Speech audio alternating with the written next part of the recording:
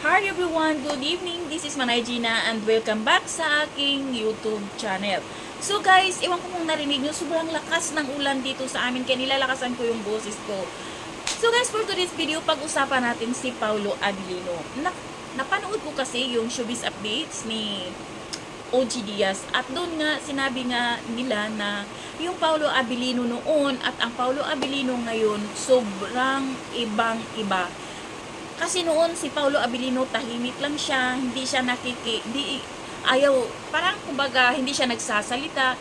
Kahit na interviewin siya, parang wala lang siya, tahimik lang talaga siya, parang pangiti-ngiti lang, ganyan daw si Paulo noon. Pero ngayon, sabi nga ni OJ, pansinin nyo si Paulo Abilino ngayon, ibang-iba ang aura ni Paulo Abilino ngayon. Masayahin, nakikijive na kay Kim, nakikiharutan na, nakikijamming na siya, nakikijoke na. Tapos makikita mo talaga na ang sweet nila sa isa't isa ni Kim. Kaya nga sabi ni OG Diaz, ibang-iba si Paulo ngayon. Pero meron naman ding hula sa kanila na si Paulo talaga is in love kay Kim. Si Kim lang, nasa stage pa siya na parang gusto niyang siguraduhin. Siguro nga dahil sa past relationship niya, ayaw niyang malagay na naman sa ganong sitwasyon. So yun lang guys, nakichika lang tayo sa mundo ng show business kung anong ganap ng mga sikat na artista.